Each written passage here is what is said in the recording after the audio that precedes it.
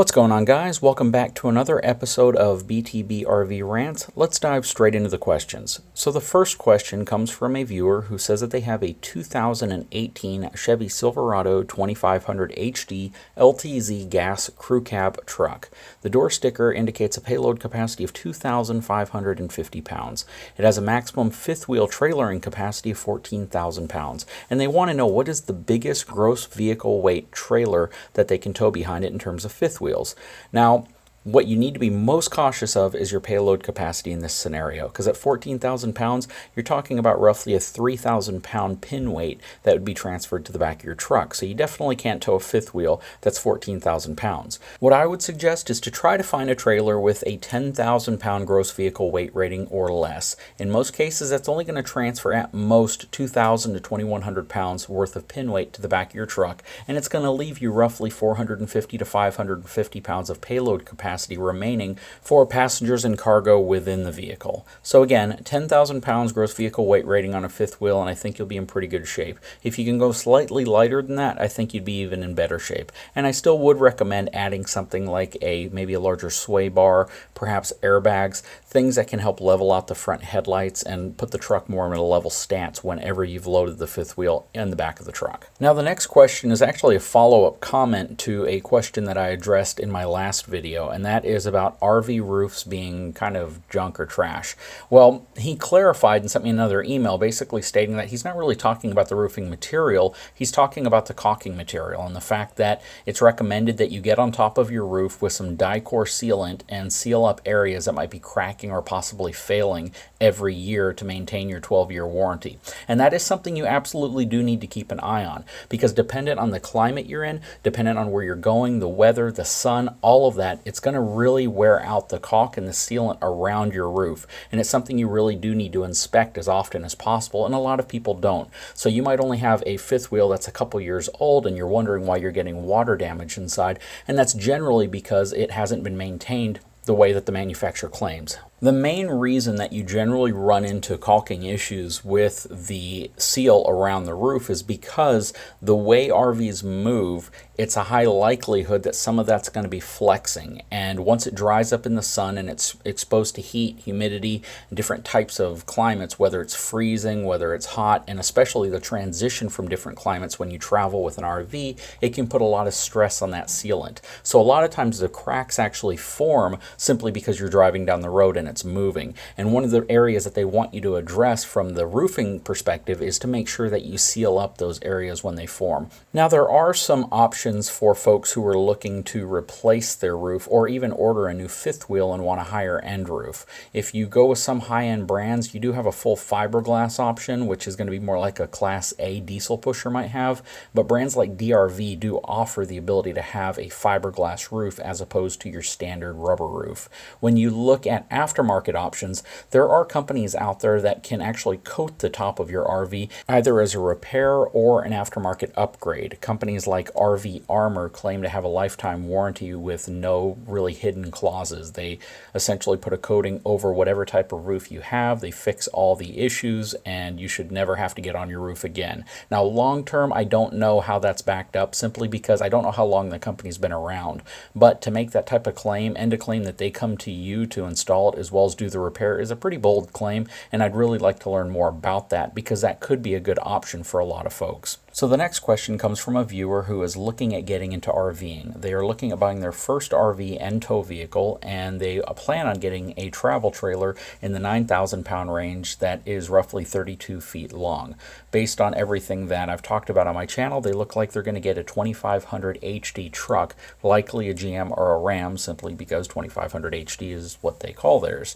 The question they have is, should they get a long bed version or should they get the 6'4" box version to better and more safely, effectively tow a travel trailer? So that's a really good question. And what a lot of people don't realize is the bed length and the overall wheelbase length of a pickup truck can impact the towing performance, especially when it comes to sway. I would generally recommend, if you're okay with getting a long bed version, do that. Having the 8-foot bed, spreading the axles out a little bit further will actually be a natural sway deterrent. It will help you fight sway simply because it spreads out essentially the amount of traction on the ground, and it makes it less likely for the trailer to control what's taking place with the truck itself. So I would highly recommend that you get an 8-foot bed if you can, if you feel comfortable with it. A 6-foot 4-inch bed will be okay, but again, 8-foot bed would be ideal for what you're trying to do, if again you're okay with a truck that's that long. So the next question is also a very good question, and it is from a viewer who is asking if Texas still does annual inspections on vehicles, and can you delete a diesel and pass inspection? So that is a very good question, and it is not a clear-cut question. So quite a few counties in the state of Texas have gone to a vehicle emissions inspection for your annual inspection. So you will have to pass emissions inspection in order to renew your registration. And a lot of people don't realize that deleting a diesel vehicle will cause it to fail inspections. So I get asked that question all the time: do I plan on deleting my truck? If you delete a vehicle and you try to get it inspected in one of the counties that requires emissions inspections, you're going to fail that inspection and you won't be able to renew your vehicle registration. The other problem that can happen is if you get pulled over and they do what's called a remote sensing inspection on your vehicle, which generally requires them to have the equipment to do so. If they determine that you do not pass an inspection in those areas where you're required to have emissions equipment on your vehicle, you can be fined thousands of dollars, plus be required to put all that equipment back on your vehicle. So the cost of deleting a vehicle can be several thousands of dollars, and then the cost of having to repurchase that equipment if you get rid of it to have it reinstalled back on the vehicle, plus the fines that you can be charged, will make it definitely not worth it for me or most people. Now, if you want to learn more about that in the state of Texas, you can go to tceq.texas.gov and look up air quality, and it will give you the specifics as well as the penalties and the areas that you have to be concerned about this.